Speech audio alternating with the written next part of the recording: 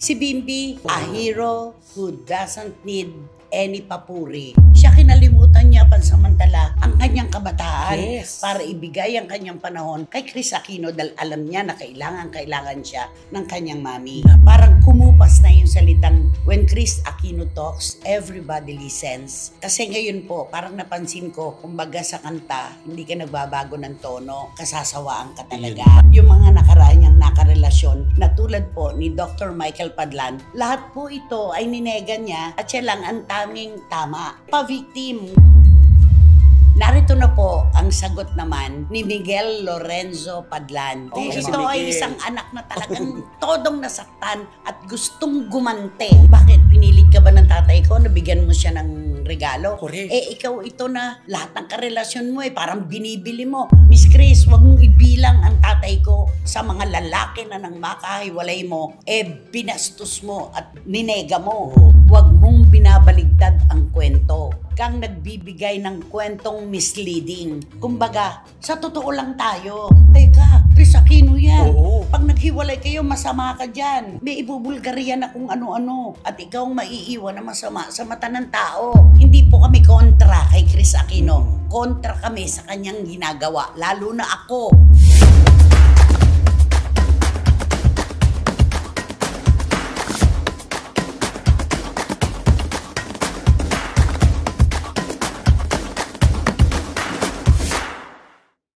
Kumusta na po kayo ulit mga pinakamamahal naming kachika? Naku, matindi pa rin po ang init ng klima dito sa Pilipinas. Pero kapansin-pansin, ang emosyon ay medyo humuhupa na. Kaya pabayaan niyo po kaming tatlo para magbigay sa inyo ng kaunting panghugas ng kalungkutan sa episode na ito. Tama, Romel? Tama, buhayin natin ang ating mga isip at puso sa balitang ito. Naku, ano ba?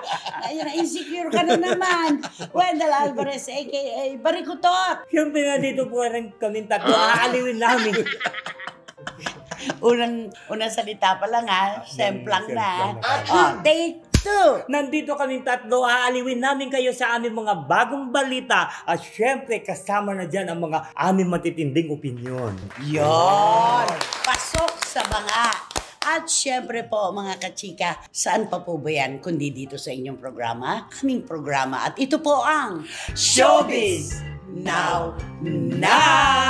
Maraming salamat po sa inyong suporta. Sa pagkakataon pong ito mga kachika, 2 dakilang anak po ang aming tatalakayin sa magkaibang katangian at dahilan.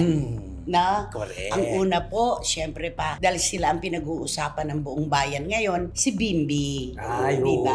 oo. Si Bimbi ang ating unang tatalakayin. Si Bimbi, alam mo, sa dinami-dami ng aking nakausap at sa nakikita niyang sobrang pagmamahal at pagkalinga kay Kris Aquino, ang paglalarawan sa kanya ng aking mga kaibigan, a hero who doesn't need credit.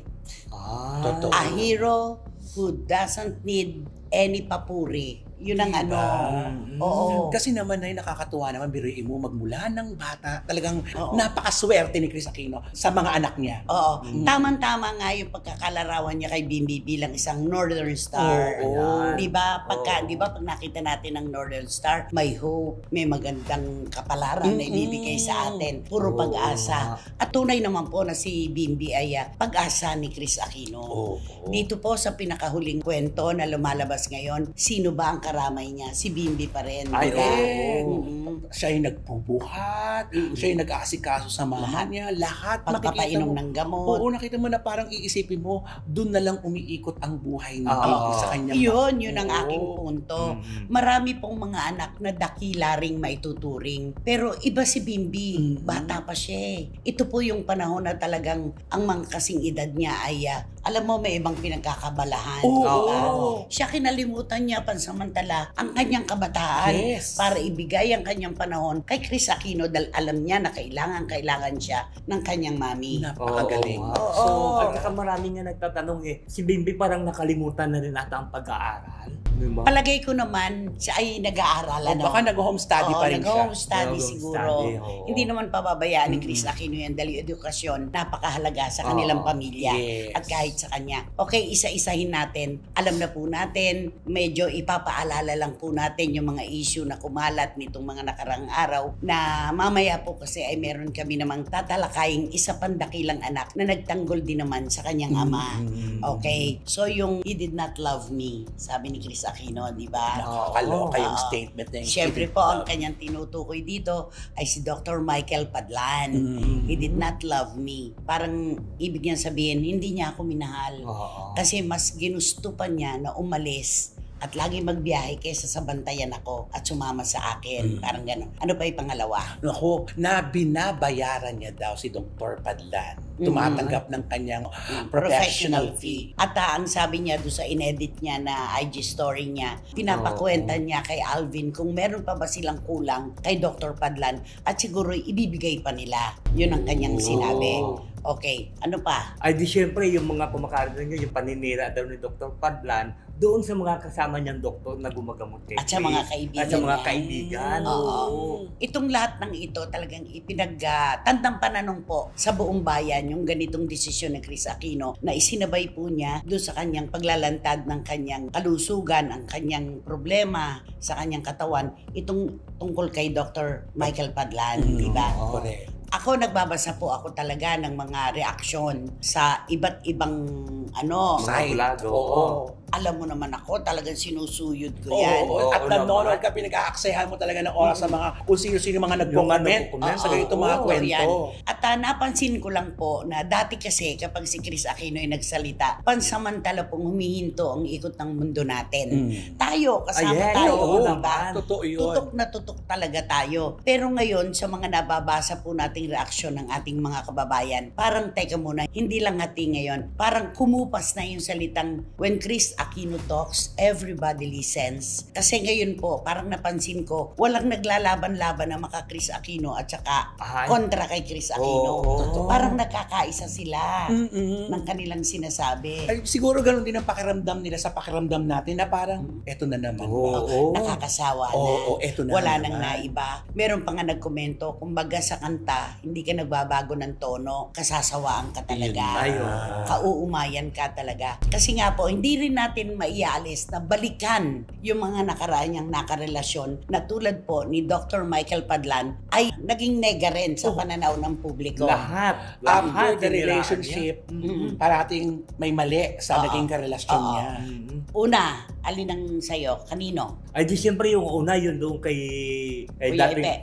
kay Kuya Ipe. Kasi di ba yung sinasabi niya na nagkaroon sila ng anak tapos ni Cinco daw hindi man lang nagbibigay ng sustento si Kuya Ipe. Okay. Sumunod kay Kuya Ipe si dating Mayor Joey Marquez. Sumunod kay dating Mayor Joey Marquez si James Yap. Sumunod kay James Yap dito naman kay Vice Governor Mark Leviste. At pagkatapos ni Governor Mark Leviste, si Dr. Michael Padlan. Isa-isahin natin. Hindi nagbibigay ng sustento. Hindi na sustento daw si Teka, Kuya Ipe. Leviste, Sarmiento. Ay, may nakalimutan pa tayo. Si Mr. Mel Sarmiento. Bago si VG. Si Mr. Mel Sarmiento. Hindi kasi nagtagal yun eh. Ay, sandali lang. Actually, ano lang parang dumaan lang talaga Ipo-ipo lang yun eh. Totoo. Whirlwind. Kumbaga. Okay, balikan natin. Yung kay Kuya Ipe, hindi nagbigay ng sustento. Hindi daw kahit kailan daw na hindi nagbigay kahit ni Singkong Duling. Kay dating Mayor Joey Marquez naman, yung tinutukan siya ng baril at saka yung hinawahan siya ng STD. Okay. Tapos yung kay James Yap, ako na magsasabi kasi hindi mo pa siguro alam yung kwento nung demandahan. Ang sabi niya, si James Yap, nung sila ay magtuos sa korte, gusto raw ni James na pati yung naipon nilang pera kay Bimbi ay kunin pa niya at kamkamin niya. Yun ang sinabi ni Chris. Ano yun? Open yan. Sinabi niya talaga yan sa publiko. Sumunod yung kay Vice Governor Mark Leviste. Ano rin din yan di ba, Nay? Parang hindi naman din nagtagal namang masyadong mainit na mainit. Pero ang tindi ng sakripisyo. Paroon pa rito sa Amerika na halos nakalimutan na niya yung kanyang tungkulin sa Batangas bilang vice-gobernador. Totoo. Doon din yung sabi ng mga kababayan niya nga, di ba? Diyan ka na kaya, di ba? Huwag mo na kaming balikan. Diyan ka na lang kaya sa Amerika. Amerika. Oo. Pero meron siyang sinabi nung bandang huli na sana lang kung magpo-post ka, do not mention my name. Di ba? Yun din ang sinabi niya. Although of course, hindi naman niya pinersonal si VG Mark dahil siguro wala naman talaga siyang masasabi. Ang tindi naman ang sakripisyo ng tao. Correct. Kay Mr. Mel Sarmiento, idamay na natin siya kasi naging bahagi din naman siya ng love life ni Chris Aquino. Tama, oo. Yun talaga, yung parang wala na Sandali talaga. lang, Oo, at wala na tayong narinig kahit Parang ano. hindi sila magkasundo talaga dahil ayon kay Chris, iba yung mga type ni parang, ni Mr. Mel. Yes. Doon sa kanya Oo, mga nga. branded kasi mga gusto Correct. niya, di ba? At saka parang hindi siya bagay sa mga pinipili niya mga bagay-bagay na hindi nakaka-artist. Hindi sila nagkakasundo. Parang Correct. gano'n. Tapos, dito nga. Ay, kay Doc- ano pa? Kay Governor Mark Lapid. Isasama mo pa ba yun? Pero hindi naman sabi Hindi niya, naman nila masyadong inamin yun eh. Oo. Ay, pero di ba sabi niya, di ba may nagsal, I'm Nick na, ano sabi niya nga? Ano? I'm Nick yan ng governor, di ba? Sabi niya na gano'n. I made him governor Oo, na. sabi Sabi niya. Ano yung kwento yun nung bilangan ng boto sa Parañaque? Tumawag siya kay dating Mayor Joey Marquez. Sabi niya, kung ikaliligaya mo that I marry you now, let's get married. Sabi niya gano'n. Ang sabi ni Joey, nobody loves a loser. At saka hindi ba kayo pa ni Mark Lapid? No, I made him governor na. Ay, Yun ang sabi niya.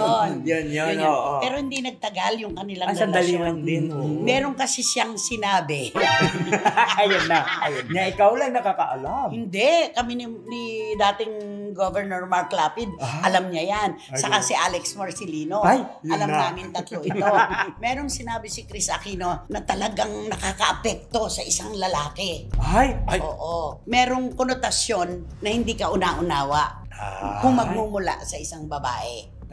Yon. Okay, so takpan na natin yon. Yes. Move on. Sa madaling salita, wala pong naiba. Ang tono po ng kanta, iisa. Lahat po ito ay ninega niya at siya lang ang tanging tama. Ay, Diba? oo. Correct. Parang pa-victim, ganun ang dating. Yes. Diba? Kaya ito, malaking issue kasi may sumagot na. Yes. Ayan. Oo. Pero bago natin puntahan ang anak ni Dr. Michael Padlan, yung iniwan kita dahil ang hirap mong mahalin, Isa yan. ang sikip ng paligid. Oo. Para sa isang lalaki na magmamahal ng kanyang karelasyon, hindi niya gugustuhin yung para siyang nakakulong na ang daming matang nakatingin. Totoo Ayun. naman. Diba? Oo. Parang kang walang freedom. Yun eh. Para ano pa't nagkarelasyon kayo kung ang dami-dami namang nakikipag-participate. Correct. Diba? At saka Siyempre, lalayo. Tsaka yung makikipagdesisyon ka na siya lang ang magdidesisyon. Mahirap yun. yun. Okay. Narito na po ang sagot naman ni Miguel Lorenzo Padlan, ang panganay na anak po ni Dr. Michael Padlan. Ito hindi po namin inaasahan ito yung pagsasalita ni Dr. Padlan at lalo na ng kung sino man sa kanyang pamilya. Pero dumarating po siguro talaga ang tao sa pag-aangat ng kanyang imahe para hindi naman po siya itulak sa putikan ng kahit sino Tama dyan. naman. Yun ang naging dahilan kung bakit sinabi ni Miguel Lorenzo na ako po ay anak ni Dr. Michael Padlan. Ako po ay nagsasalita na ngayon dahil ako po ay isang anak na nasaktan. Diba? Yeah. Diba? At saka Napakamarespeto. Sobra. Mama Chris ang tawag kay Chris. Isa pa yun, oo, sa kabila ng nangyayaring kaguluhan, di ba ikaw, minsan pag alam mo na argabyado ka na, parang makakalimutan mo ng respeto. Totoo yun. Diba? Oo, maisasantabi mo yung Oo. respeto. Ang una po na sinagot nitong si Miguel ay yung una, sabi niya, hindi ako makapapayag na maupo na lang, ng ganyan lang, na ang aking tatay ay tinutulak at parang pinagpipistahan sa mga bagay na walang katotohanan. Unang-una, ang sabi niya, yung mga false accusation, talagang hindi niya matatanggap yon.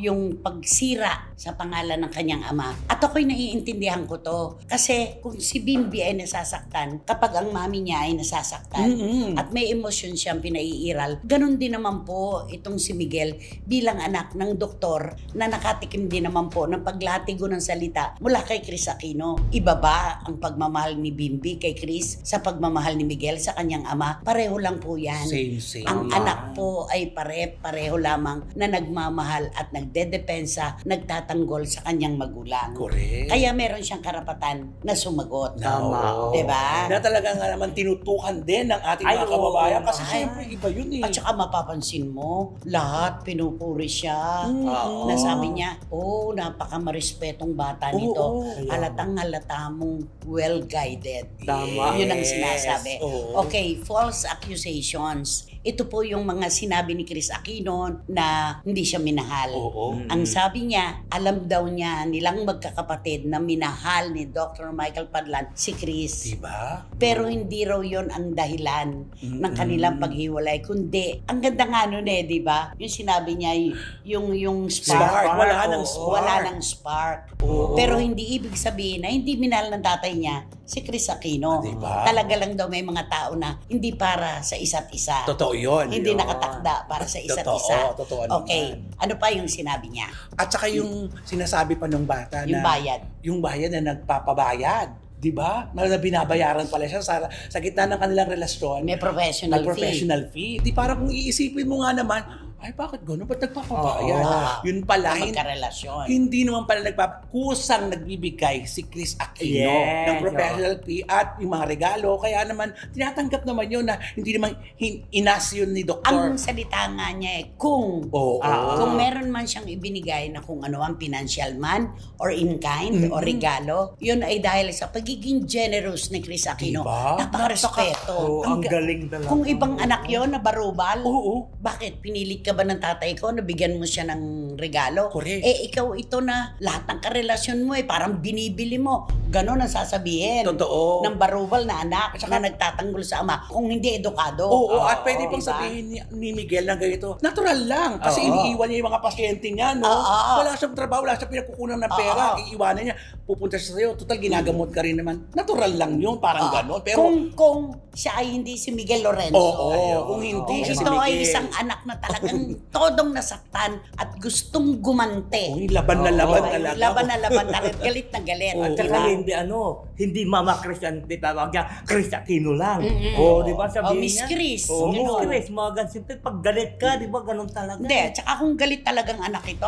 at ibinilang yung ama niya sa mga binigyan ng ganito rin na pakikipaghiwalay ni Chris Aquino, Totoo. pwede niyang sabihin, Miss Chris, wag mong ibilang ang tatay ko sa mga lalaki na nang makahiwalay mo, binastos mo at ninega mo. Oo, Ganon. pwede. Oo. Kaya lang dahil sa marespeto nga ito at magandang pagpapalaki. Edukado. Oo. Wala. Hindi niya yung sinabi. Oo. Yung sinabi niya na sinisiraan daw ng kanyang ama, Oo. yung Sa mga makasama. kapwa-doktor at saka yung mga kaibigan. Ang sabi niya, kilalang kilala nila ang ugali ng kanyang ama. Of course, dahil Oo. pamilya siya. Yes. At kilala rin si Dr. Padlan ng kanyang mga kapwa-doktor at mga kaibigan. Hindi siya po pwedeng magsalita ng ganon. Alam mo, yung pag-aangat ng imahe, natural yan. Yes. Oo naman. Doktor ito, may pinangangalaga ang kredibilidad sa kanyang mga pasyente, sa kanyang komunidad ng mga doktor. Totoo. Yung medical community, ano ngayon ang ulo ni Dr. Michael? Naglalakad? Pugot ang ulo? Oo. Diba? At saka yung iba yung pumupunta na lang sa clinic mo para lang tignan ka. Oo. At Pusisaing ka. pusisaing ka. Di ba? Hindi na magpapadoko. Pusisero. Ay, ito pala siya. Ganyan pa siya. Uhusgan ka na. Ganito. Lahat ng kilos at pananalita mo, sinimulan na eh. Oo. Nasimulan eh. Kaya sa salita nitong si Miguel Lorenzo, good people cannot be brought down. Ayan. Kanya yan, Oo. di ba? Yung lahat po ng sinabi ni Chris, sinansala po yan ni Miguel na ang sinabi niya, good people cannot be brought down. At saka, nahawa ako dun sa bata nung sabihin niya na nung panahon ng relasyon nyo, parang ang kaming magkakapatid ay nagtatanungan. Pakiramdam nga namin, parang kinukulang ang aming ama sa totoo. amin. Oo. Pero Mama Chris, inunawa ka namin dahil alam namin magkakapatid na mas kailangan mo ang daddy namin noong mga panahon yon. Isipin mo yon. Diba? Di ba napakagaling? Nakikita mo yung tampo, may tampo na. Oo. Kasi bili mo, sa ganda ng pinakita sa iyo naming lahat. Oo. Dahil Ito sa pa. tatay namin, Ito pa ang ngayon. mapapala niya. Oo. Pero sinabi niya, but our dad never neglected us.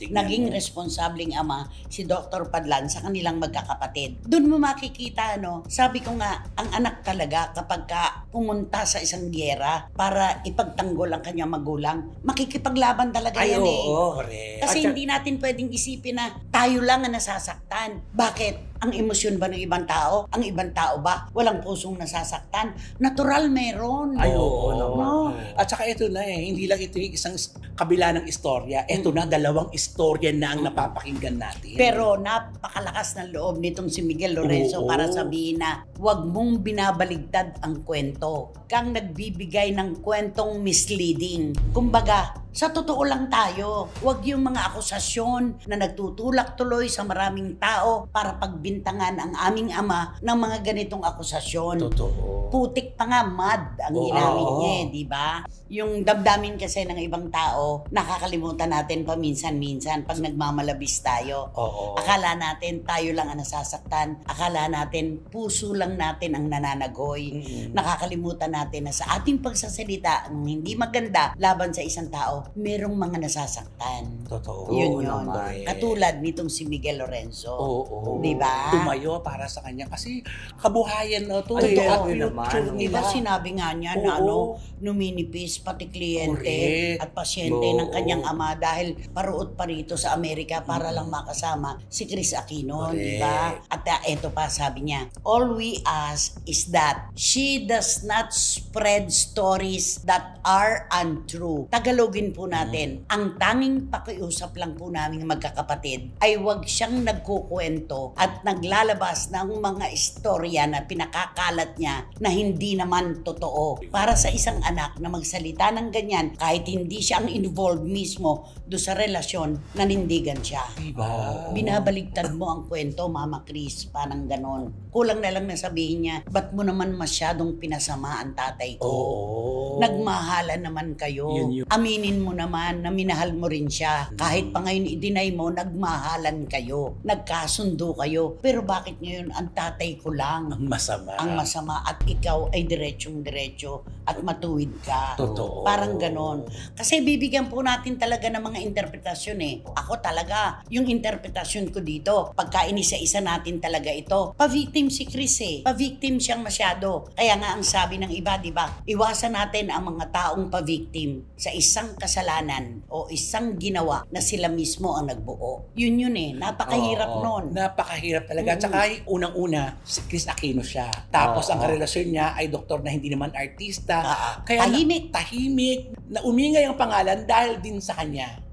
Diba? Tapos ngayon, ito, iiwan natin ng ganon-ganon. Eto, syempre alam mo naman ako, malapit ako sa mga doktor. Marami po akong anak-anakan doktor sa iba't ibang ospital dito sa Metro Manila. May nakakausap ako. Si Dr. Michael Padlan ay nakakasama po nila sa mga convention sa iba-ibang bansa. Maraming beses po nilang nakilala at nakasama si Dr. Padlan. Wala silang ibang masasabi kundi tahimik, marunong makisama, edukado. Yun. Ito yung sinasabi ni Miguel Lorenzo na ang kanyang kapwa mga doktor ay nakakakilala sa kanyang ama at sila ang magpapatunay kung ano ang totoo niyang pagkatao. May mga nagpapayo pala dati kay Dr. Padlan nung medyo umuusbong na itong kwentong ito na huwag pasukin itong ganito katinding istorya. Kasi magugulo lang. Oo, kasi alam nga ng publiko na, teka, Chris Aquino yan. Pag naghiwalay kayo, masama ka dyan. Ayun na. Di ba? May ibubulgarya na kung ano-ano at ikaw ang maiiwan na masama sa mata ng tao. Ganon, hindi nakinig si Dr. Padlan. Mahal niya si Chris minahal niya Siguro napilitan si Miguel Lorenzo na magsalita kasi profesyon at pamilya ang nakataya. Totoo yan, kabuhayan. Alam po natin may mga anak si Dr. Padlan, may mga kliyente siya, meron siya mga pasyente na kailangan yung kredibilidad niya ay buo. At saka sa komunidad po ng mga doktor, ano na lang mo kaipapakiharap niya sa mga masamang sinabi na ito ni Chris Aquino. Yun na lang dahil iniiwan kita dahil mahirap kang mahalin. Pero kahit ako lalaki, sasabihin ko rin yan, napakahirap mahalin ng isang Chris Aquino. mahirap talaga. Una, Chris Aquino siya. Kilala siya. Sikat na sikat siya. Pangalawa, galing siya sa isang pamilya na talaga namang tinitingala sa ating lipunan. Totoo. At alam nating matalino si Chris Aquino. Yes. Alam natin yan. Yes. Napakagaling niyang maging host. Pagiging actress, questionable. Pero sa pagiging host, magaling siya. Number 1. Mahirap siyang mahalin talaga. Mahirap lumebel sa kanyang katayuan. Diba? Totoo. At saka dalawang bagay lang dyan eh. Diba? Yung ugali daw ni Chris. It's either you love her or you hate her. Diba? Alam mo, meron ako naalalang kwento na sinabi ng tatay ni Michael Jordan sa kanya bago namatay. Ang sabi sa kanya, anak, hindi ito paramihan ng naibuslo mong bola sa NBA. Hindi ito tungkol sa pagiging number 1 mong basketball player sa buong mundo. Hindi yan ang basihan. Ang legacy na iiwanan mo ay hindi ang pagiging sikat na Michael Jordan. Itong barometro ay dadaanin sa kung ilang puso ang pinasaya mo at ilan ding puso ang nasaktan mo. Yun ang sinabi ng tatay niya. Kaya si Michael Jordan napaka-low-key. Guided talaga na ang lahat ng ito ay mawawala. Ang iiwan mong legacy sa mundong ito talaga ay kung gaano karaming puso ang pinasaya mo at kung ilan ding puso ang pinalungkot mo. Yun. Kaya dapat lang good deeds talaga. Kaya ito, hindi po kami kontra kay Chris Aquino. Kontra kami sa kanyang ginagawa. Lalo na ako, hindi ako galit sa kanya. Sa maraming pagkakataon, hindi po kami galit kay Chris Aquino. Literal na galit. Hindi po. Pero ako mismo, galit po ako. Hindi ko gusto ang kanyang mga ginagawa. Maraming pagkakataon na pong nangyayari ito. Pero pinalalampas siya ng publiko. Mapapansin nyo po ngayon, parang bakit ganon? Humina na po ang kanyang kaway sa publiko. Dahil marami po, mas nakararami ngayon ang nagsasabi, Chris, bakit ka ganyan? Pag wala ka na sa sentro ng usapin, gumagawa ka ng paraan para maagaw mo ang ilaw sa iba. Diba? Totoo, yun ang sinasabi. Mababasa natin. Yung mga comments doon, grabe. Diba? Talaga na, alam mo, napansin na rin talaga nila na dati, take for granted lang yan eh. Okay na. Pero ngayon, this time, parang hindi na. Kasi sa daming nangyari na. Ang dami na kasing patunay. Correct. Diba? Saka nakakaawa, yung nagmahal ka, nagmahalan kayo, no maghiwalay kayo, ikaw lang ang puro. At yung lalaki na nakahiwalay mo, ipagkasama-sama. Ayun. Sana bigyan natin ng dignidad yung desisyon natin. Minsan isang panahon, lumigaya ka rin, Chris Aquino. Diba? Dapat hindi mo sila ginagantihan ng ganyan. Sino pang lalaki ang magmamahal ngayon kay Chris Aquino? Kapag ganyan ang ganyan. Diba? Leksyon ito.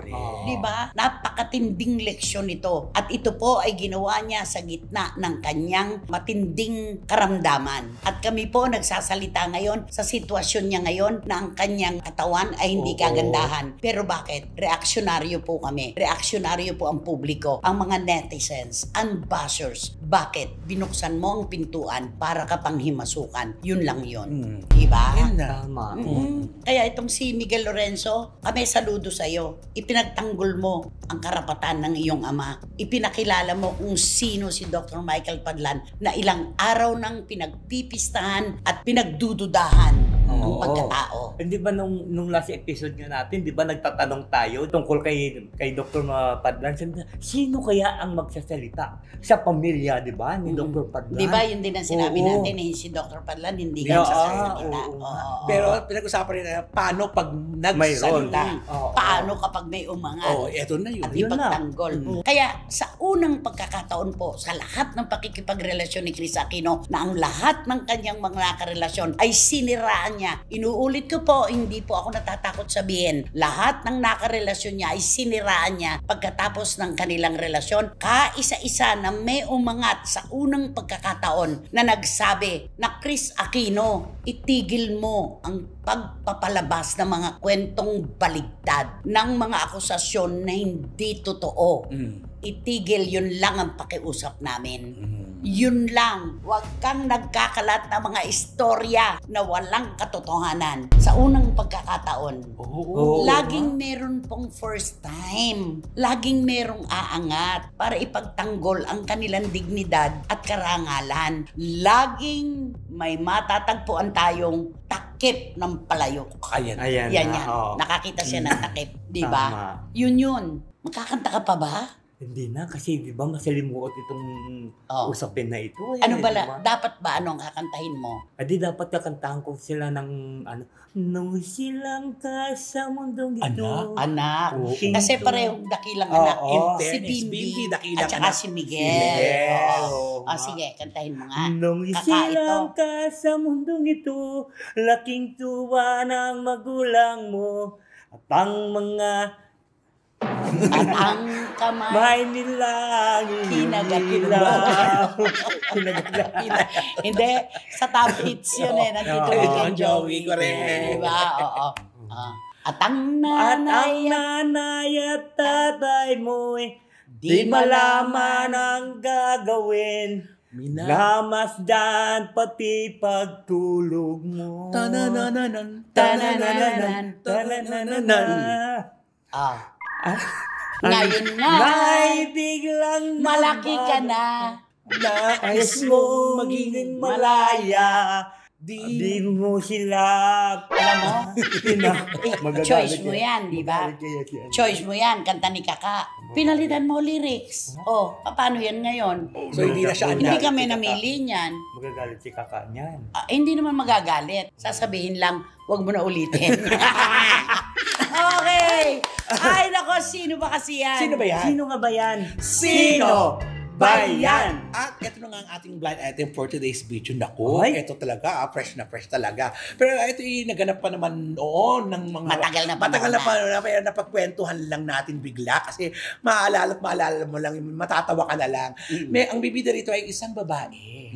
Na female personality. Yes, babae. Sikat. Maganda, sikat na sikat. Okay. Pero ito, sa kabila na ito, kasi pala itong babae ito, ay mahilig pala ito sa mga makinang. Ay, mahilig ito alahas. Sa alahas talaga. Talaga yun talaga ang gustong-gusto niya talaga sa nag-i-invest talaga siya. Mahalos lahat ng kinikita niya halos kalahati ay napupunta sa kanyang pag-aalas. Eto na. At tamang investment yun. Tama yun. Kaya lang nakakatuwa lang kasi eto na. May isang eksena sa isang taping daw ito naganap.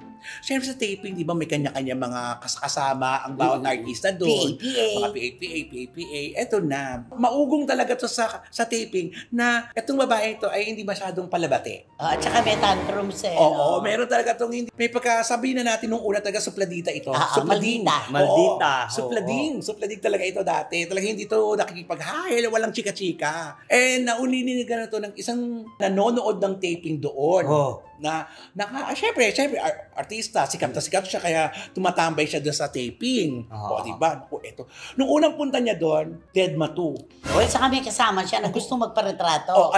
Tama. May kasama kasi siya na may gusto magparetrato na Deadma 2. In-approach. In-approach. Ginanon lang. Na pwede magparetrato din. Okay. Ganon. Kasi simpleng-simple lang talaga sila. As in, ordinaryong fan mode. Kaya hindi sila napansin, dahil eto na. Siyempre nagtanim ng parang nag-isip ng nagtampo. Nakakatampo naman ito. Nag-effort ka ng picture ito. Papicture, Deadma 2. Eto na.